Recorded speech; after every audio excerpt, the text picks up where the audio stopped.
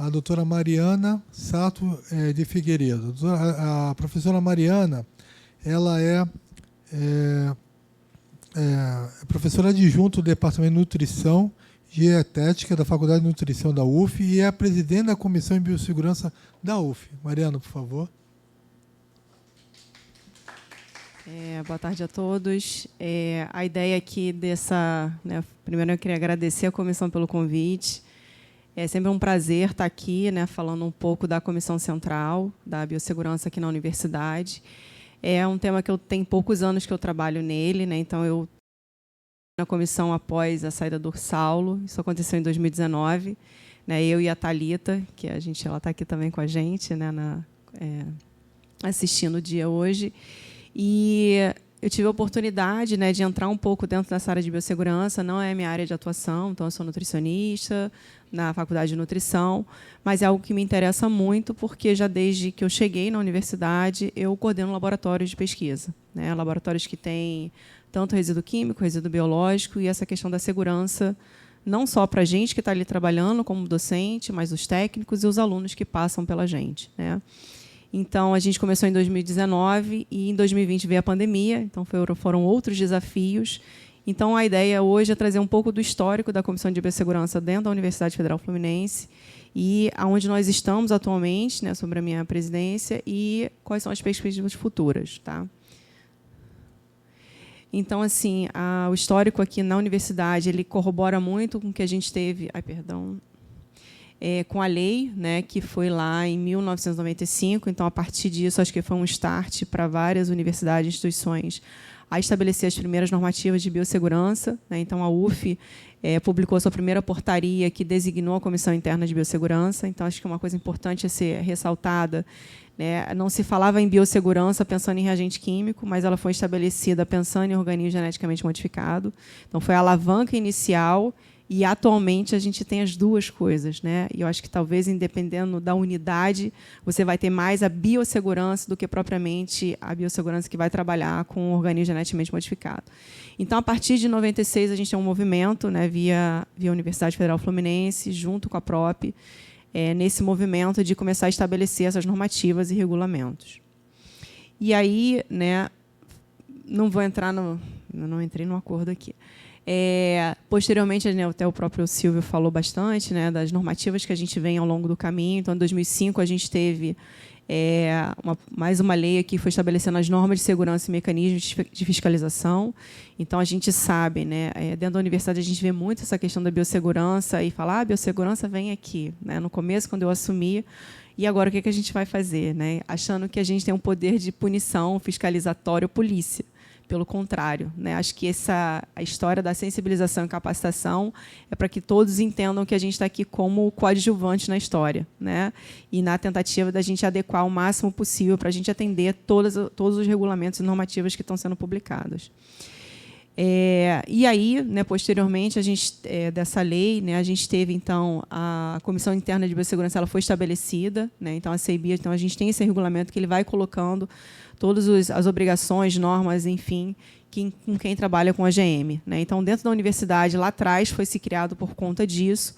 E, atualmente, a gente tem, assim, a última vez que a gente fez um levantamento, em torno mais ou menos de 10 pesquisadores, 10, assim, não vou dizer nem que chega a 15, pesquisadores que trabalham com organismo geneticamente modificado. Se a gente pensar o tamanho da universidade hoje, da UF, com campus, a sede em Niterói e todas as suas unidades no interior, com certeza esse número deve ser um pouco maior, mas talvez por falta de informação ou que a comissão consiga chegar ao interior com tanta propriedade, de fazer as visitas técnicas presenciais. A gente ainda não tem esse número mais atualizado, mas essa depois eu vou falar no final a perspectiva da gente estar olhando isso. E ao longo do processo, a gente teve a atualização dessas portarias, então houve vários professores que foram assumindo e novas medidas foram sendo tomadas e incorporadas. Então, em 2011, a gente teve mais uma nova gestão dessa portaria, foi presidido, e sempre olhando aqui nessas publicações, olhando a questão da biossegurança e olhando o AGM. E aí, em 2016, a gente teve mais uma outra mudança nessa comissão, então não tem muita regra se ela vai ficar 2 anos de mandato, 4 anos. A gente está começando a regulamentar isso aqui a partir desse ano. E aí tem um marco importante na universidade, né, a partir dessa equipe que trabalhou aqui em 2016, onde a gente teve o estabelecimento, foi publicado o regulamento de biossegurança, o regimento, né, de biossegurança da UF, e esse foi comandado pelo professor Saulo, que está aqui com a gente, né, então já pegamos um pouco o final dessa história, mas já foi publicado. Então ele vai trazendo, né, todas as disposições iniciais, como que essa comissão ela tem que ser montada, né, quais são os membros e tudo. E aí sempre se baseando aqui na questão da Comissão Interna de Biossegurança voltada a quem trabalha com a AGM e respondendo à questão do CTN-Bio, né? Então, tem várias normativas, vários artigos, e o que eu acho importante, né, falando das atribuições, tanto da questão da comissão ligada, né, à administração central, à reitoria, que a nossa estava ligada à PROP, né, mas também a importância das unidades, né? Por que dentro das unidades acadêmicas hoje eu preciso ter uma comissão de biossegurança? Ano passado a gente começou a fazer um movimento de atualização, né, dessas comissões, e eu recebi vários e-mails, né? Por que eu sou aqui da área de história, por que eu preciso ter uma comissão de biossegurança? Eu sou da ciência da computação, mas não precisa ter a questão de biossegurança, né? Então, quando a gente olha a questão da biossegurança, ela é muito além do pensar no resíduo químico, no resíduo biológico, mas tem a questão dos ergonômicos, tem os acidentes, né? E tem várias unidades que a gente sabe que isso pode estar acontecendo, né? E mais ainda, assim, acho, para provocar um pouco, para a gente talvez pensar e discutir no final, né, a questão da importância de a gente ter as CIPAs atuantes, né? Como é que está a questão da regulamentação em relação ao incêndio, né? Numa situação de acidente, catástrofe, o que a gente faz se a gente estiver trabalhando num prédio com não sei quantas pessoas, equipamentos, freezer, animais, etc., né? Então, acho que isso é uma preocupação que deve passar pela cabeça de todos nós, não só por estar aqui representando a comissão, mas também pelos pesquisadores que estão atuando lá nos seus espaços. E aí, né, a gente tem esse artigo 4, né, que ele conversa muito com a lei principal, né, pelo CTN-Bio, a importância, né, desses 6 grupos aqui de trabalho, né? Isso aqui é uma coisa que ainda é difícil aqui na universidade, tá? Você manter e compor esses grupos. Inicialmente tinha, depois as pessoas foram saindo, alguns aposentaram. Então, é um trabalho de formiguinha, como até o próprio Luiz, né? A gente tem muitas, vamos sensibilizar, capacitar, e a gente, nesse trabalho de convencimento, mostrando a importância, a gente consegue trazer pessoas para trabalharem dentro das suas expertises, né? Então, essa é a grande importância. Então, assim, o AGM é um grupo pequeno ainda dentro da universidade, se a gente pensar no nosso universo, tá? Mas ele ele é pequeno, mas ele é extremamente importante, tá? O segundo aqui tem a questão relacionada às políticas e ações dos programas de gerenciamento de resíduo químico, tem o resíduo biológico, e assim, para as pessoas entenderem, hoje ainda existe dúvida, né, como eu faço o descarte, né, como é que a gente teve um problema no meio da pandemia, aí, provavelmente finalzinho de 2019, início de 2020, a importância da Comissão de Biossegurança e esse entendimento das normativas junto à administração central. Por exemplo, quem faz os contratos? Né, a gente, por exemplo, a universidade hoje tem um contrato para fazer o recolhimento de resíduo biológico. Será que quem fez o contrato ele consegue entender todas as nuances, né, que permeiam essa questão? Ou apenas é um administrador que está seguindo lá uma lei, um roteiro, mas ele conversou como é que isso está acontecendo lá nas unidades, ou consultou a Comissão de Biossegurança? Então, são questões importantes que a gente hoje tem levado para que a gente faça, né, uma gestão de forma parceira, tá? Então, isso é muito importante, entender como que esse resíduo biológico ele vai ser descartado. A gente passou recentemente, quando a gente teve esses prédios novos, né, a biologia que se mudou para cá, que aí vocês foram descobrir quanto que vocês têm de reagente químico. Não é uma coisa simples de se transportar. Como é que a gente está transportando isso aqui dentro da universidade, entre um lugar e o outro? Isso é muito importante. Outra coisa importante aqui, que é uma coisa que vem acontecendo, né? Então, assim, é esse grupo 5, que é a questão da divulgação, educação do conhecimento em biossegurança, né? Então, acho que aí a gente tem a fusão da própria PROEX, que foi começada pelo Saulo, que fazia as duas coisas juntos. Quando eu e Thalita assumimos, a gente não deu conta, né? Falei, a gente não consegue conduzir. Aí o Luiz chegou junto, falou, não, eu vou segurar o projeto da PROEX, que é esse convênio, né, firmado pela Fiocruz com a universidade, com a UF, para ter esses simpósios acontecendo, esses cursos, mini-cursos, capacitações e palestras via PROEX, né? Então, a gente teve aí a fusão própria PROEX, né? Depois o Luiz começou com a gente, então a gente, em 2020, acho que não sei se algum de vocês aqui participaram dos webinários que a gente fez durante a pandemia, que nós tivemos uma grande visibilidade dentro da universidade, né, que esse foi muito interessante, que eu vou falar um pouquinho mais à frente. E, por último, aqui, a gente tem aqui a questão das políticas também que envolvam, né, a questão das radiações. Será que quem está usando radioativo está fazendo o descarte correto? Qual é o isótopo? Qual é o tempo de decaimento? Onde que isso está sendo armazenado? As pessoas que trabalham no laboratório do lado sabem, existem proteção de chumbo, né? Eu tive a experiência de trabalhar na UERJ, num laboratório com iodo 125, era muito baixa a contagem, mas é iodo 125, e você tinha várias mulheres em idade reprodutiva. Eu cheguei dos Estados Unidos do meu pós-doutorado, eu falei assim, olha só, a gente precisa de proteção. Eu quero proteção, eu quero jaleco, eu quero a questão do colar também, para proteger a tireoide. Aí eles ficaram me olhando, ou seja, foi um movimento, né? Fizeram porta de armário com chumbo, o lugar que você vai estar trabalhando ali, e todo mundo estava protegido. Então, são pequenas ações. Isso custou, não custou muito. Tá? Então, assim, não foi um investimento de milhões, foi um investimento de R$1.000, R$2.000, num laboratório com recurso. E caso não tenha, né, que eu acho que aí é onde entra a Comissão de Biossegurança, a gente levantar a demanda. Né? A administração central ela nunca vai saber o que está acontecendo dentro do seu laboratório se isso não for levantado como uma demanda, uma necessidade. Até mesmo a questão do recurso financeiro, ele só vai chegar quando a gente realmente apontar o problema. E esse apontar o problema não é que a gente vai fechar o laboratório ou fazer uma denúncia, pelo contrário, a gente tem que somar forças para a gente realmente levantar esse problema que a gente visto dentro da universidade, o recurso vai ser destinado a isso. Então, passando um pouquinho, a gente tem as atribuições, né? Então, esse é o regulamento vigente atual, tá? E aí aqui a gente também a questão das unidades, né? Uma coisa que a gente percebeu quando assumiu a biossegurança, eu e Thalita, começamos a fazer as visitas técnicas. Ela foi forçada por uma questão de um acidente num local, eu não vou citar por questões éticas. E aí a gente teve o Ministério Público, a gente foi convocado, lemos o falei, eu só vou lá, antes de eu assinar qualquer coisa, eu quero ver o que aconteceu, eu quero olhar o espaço, eu quero olhar a infraestrutura. E chamamos toda a equipe da infraestrutura da universidade, a equipe de engenharia, os engenheiros do trabalho, para dar uma olhada na infraestrutura para a gente entender.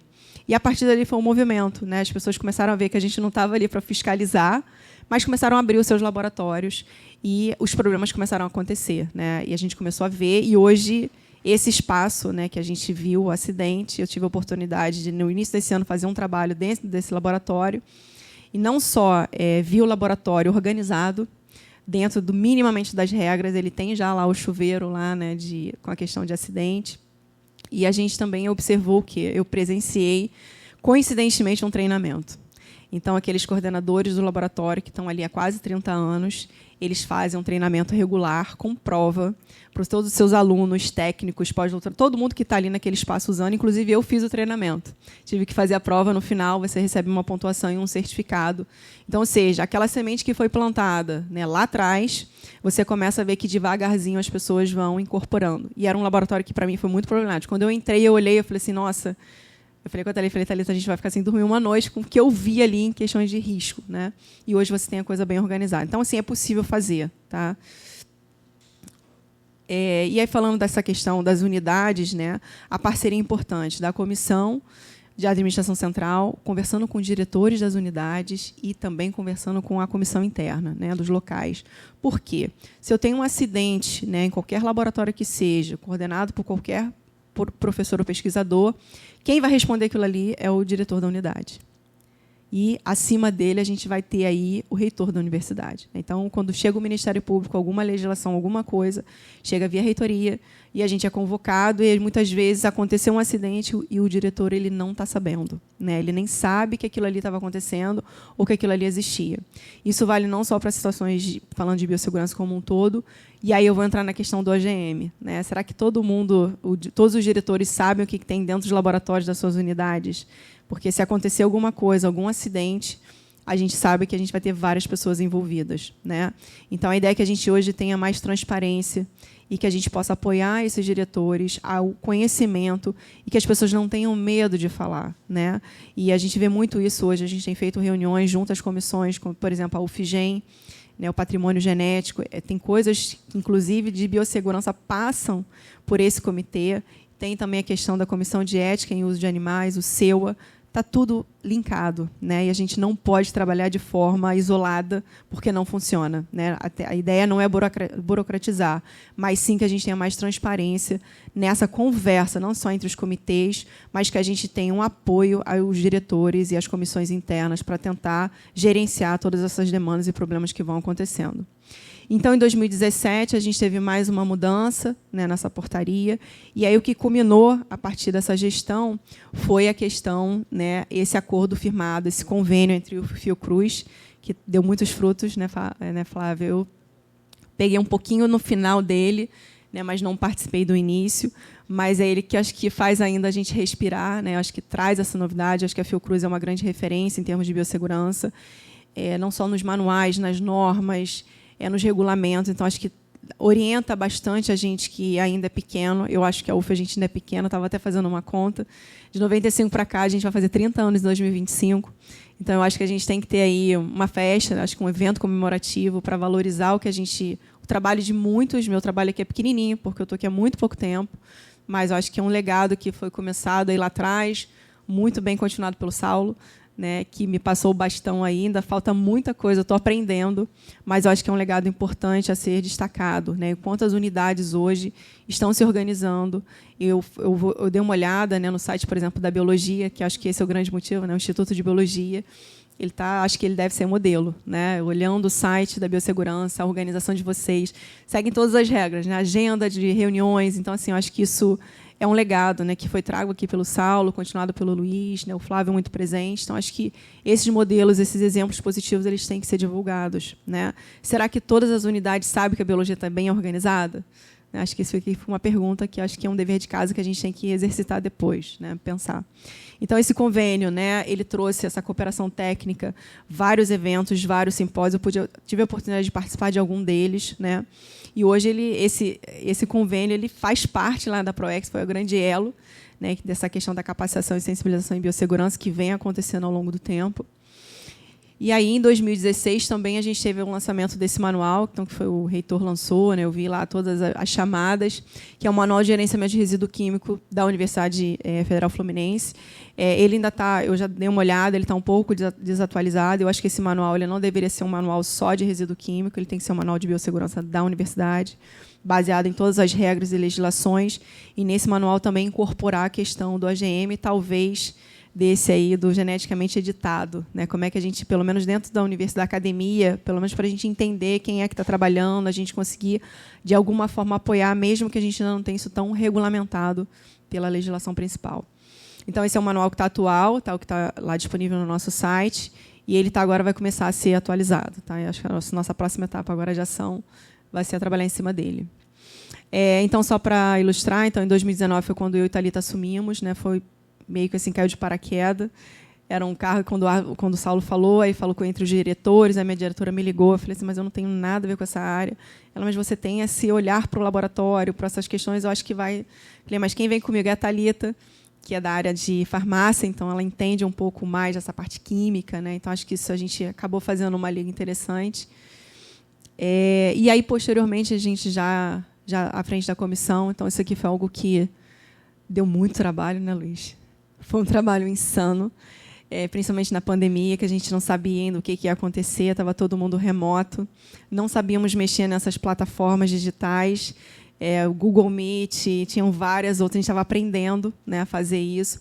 Tanto que os horários era sempre de noite, 6, 7 horas da noite, o negócio ia à noite adentro, e a gente estava lá convidando os pesquisadores, então a gente tentou, de alguma forma, dentro desse evento, abarcar todas as áreas onde a gente poderia pensar em biossegurança, pensando na questão da Covid, né, que era um momento ainda muito obscuro para a gente. Então, a gente trouxe profissionais de inúmeras áreas, profissionais que trabalham na biotéria, pessoas que estão dentro do hospital, a questão odontológica, a questão veterinária, ou seja, atividades essenciais que elas pararam, mas não podiam estar paradas, né, e estarem suspensas durante nesse momento.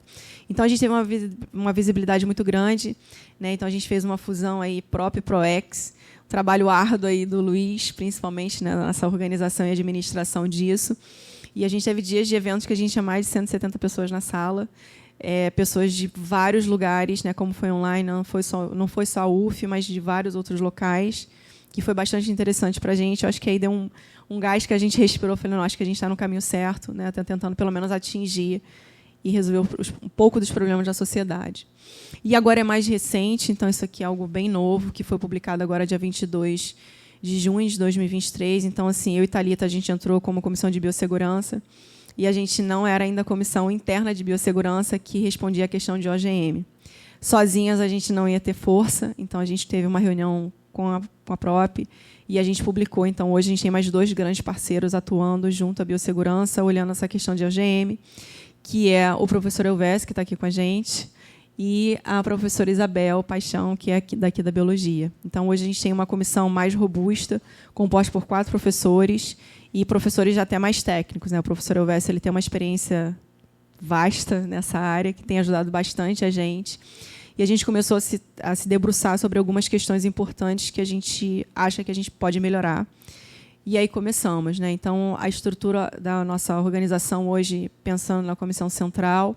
Então, a gente tem a PROP, né, que é onde essa comissão está pendurada na universidade, no organograma. Então, a gente tem a Comissão Geral de Biossegurança, que trata mais essas questões de químico, biológico, a questão de acidente, ergonômico, etc. E essa comissão, então, ela vai estar sempre ligada aos diretores da unidade. Então, eu não vou falar só com a comissão de biossegurança, mas eu vou falar com o diretor da unidade.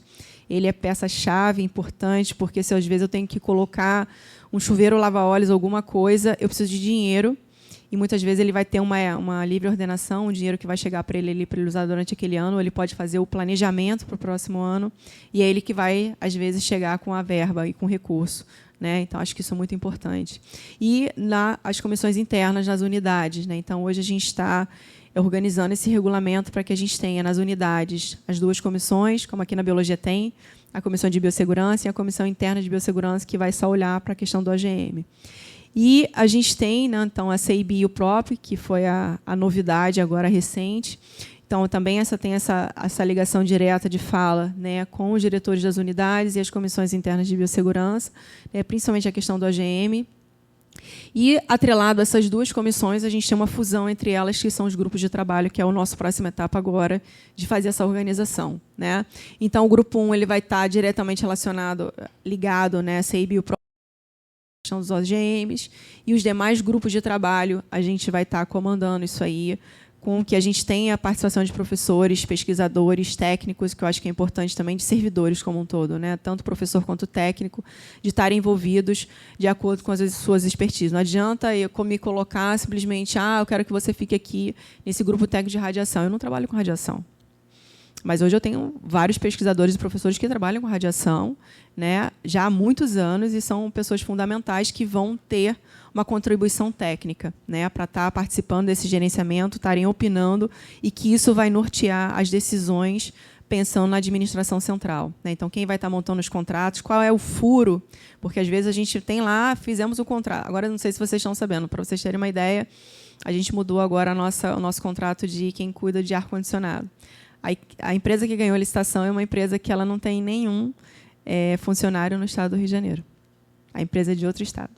Eles estão tendo que fazer a contratação de funcionários e técnicos para virem em loco aqui consertar os nossos ar-condicionados. Então, assim, isso deveria ter sido amarrado no processo licitatório. Né? Mas a gente sabe que o volume de trabalho é muita coisa acontecendo, mas se a gente, como biossegurança, de alguma forma, né, puder auxiliar nessas questões técnicas, eu acho que é fundamental. Né? A gente tem que ter isso muito bem alinhado. Bom, assim, o que a gente percebe, né, desde 2019 para cá, eu acho que, considerando a gente teve a pandemia no meio, né, já estou finalizando, a gente tem algumas dificuldades que a gente vem enfrentando, e eu acho que isso faz parte do processo, a comunicação entre as partes envolvidas. Né? Então, quando a gente tem um acidente, a gente, às vezes, é notificado quando chega no Ministério Público. Né? Chega o Ministério Público, chega com o processo, bate na reitoria, aí quem recebe lá, aí vê a palavra biossegurança, corre para a biossegurança para tentar resolver. Né? A questão também, a regulamentação, por exemplo, de resíduos químicos controlados pela Polícia Federal, os resíduos químicos controlados pelo Exército. Então, ou seja, a gente tem várias nuances quando eu falo de resíduo químico. Né? E, às vezes, a gente não sabe o que tem dentro das unidades, aí você começa a fazer o levantamento e descobre. Eu falei, não, olha só, eu nem imaginava, eu tenho um monte de reagente químico aqui, mas a maioria daquilo ali eu descobri que eu tenho 10 reagentes ali que são controlados pela Polícia Federal. Onde que isso está registrado? Né? E a gente hoje já tem isso bem organizado dentro da universidade como um todo. Então, assim, as unidades têm seus representantes.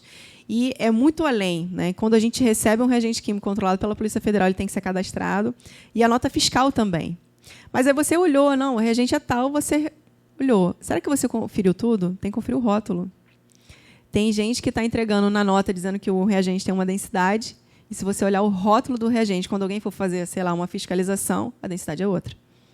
Então, você tem que pedir solicitar uma correção de nota fiscal para a empresa que vendeu. Então, ou seja, é um detalhe mínimo, mas que, se você não tiver um controle e um acompanhamento, a gente vai ter problema lá na ponta. Tá? Então, assim, é uma coisa que aconteceu, inclusive, lá no meu laboratório. Eu recebi um reagente, não me lembro qual, a empresa vendeu, eu entreguei a nota, entreguei tudo como manda a regra. Aí, passou uns dias, veio a técnica, Mariana, está errado. Olha só, esse reagente, a densidade não é a mesma, eu não posso cadastrar no sistema. E a gente continua descoberto, porque o reagente está aqui, mas a nota não está de acordo com o que deveria estar. Outra coisa importante, né, não só, ainda dentro um pouco da comunicação, é a coleta de informação. Então, a gente sente uma dificuldade muito grande quando a gente solicita informações. Né? Ou as pessoas não informam porque não sabem, ou as pessoas, acho que a maioria das vezes, porque não querem. Por quê? Uma vez que você informa, isso gera trabalho. Você tem que fazer relatório, você tem que ir lá no seu freezer dizer o que você tem, localizar aquele componente, seja lá o que for. Né? Então, isso hoje é uma questão muito importante, né? De você ter o comprometimento em responder os questionários ou os e-mails e todas as informações que são solicitadas via administração central.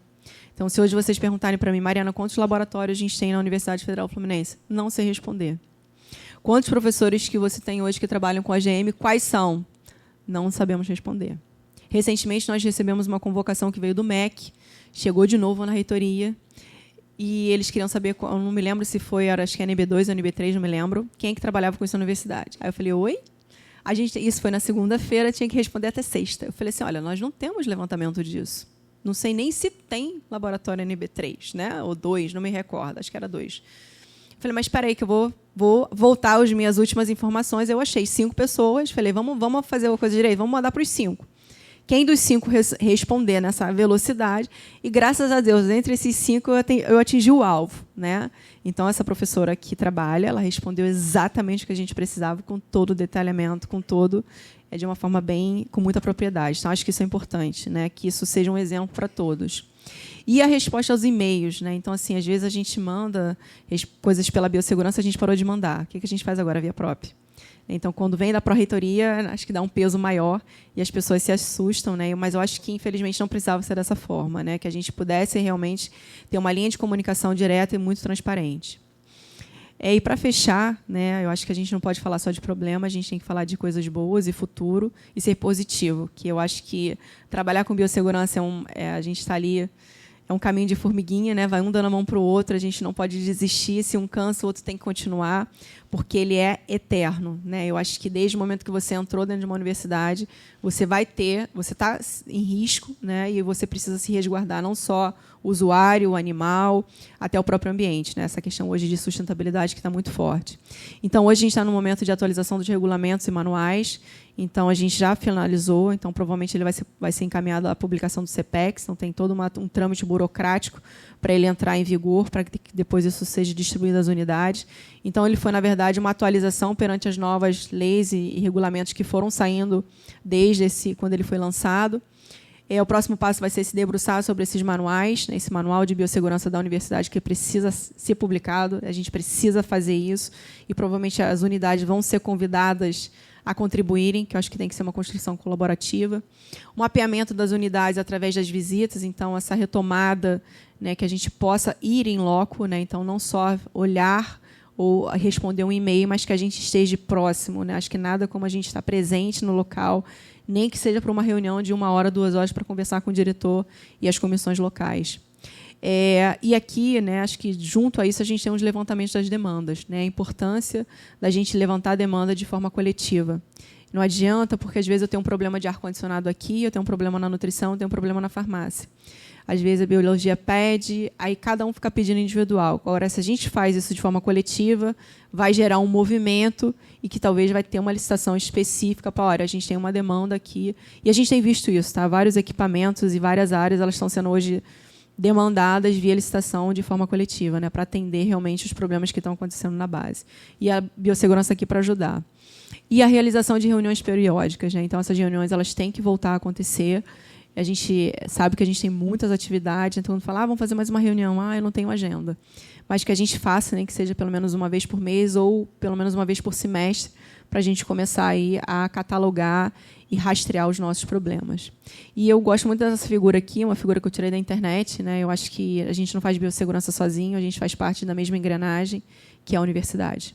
Então, o trabalho coletivo ou individual de cada um, né, seja nas comissões internas, seja dentro dos institutos, seja junto à administração central, a gente faz parte do mesmo processo.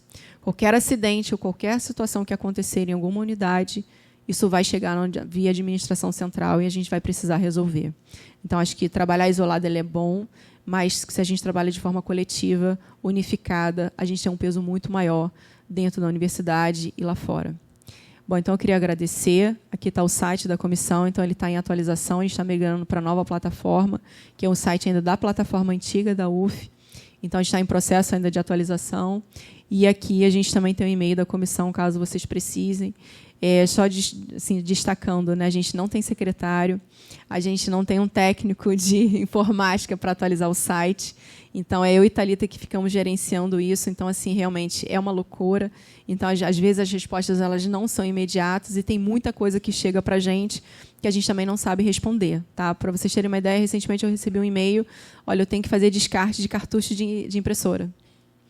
Eu falei, tá, cartucho de impressora. Eu fiquei pensando, mas qual é a dificuldade, né? Aí eu falei assim, qual é a quantidade? É muito. Quando ele me falou muito, eu falei assim, eu imagino quase um caminhão, né? E aí a gente foi atrás da informação. Então, assim, a gente está ali para resolver. Muitas coisas a gente, às vezes, não vai saber resolver, mas a gente vai atrás da informação e vai tentar gerenciar e aproximar cada vez mais essas unidades para a administração central. Então, era isso. Obrigada a todos.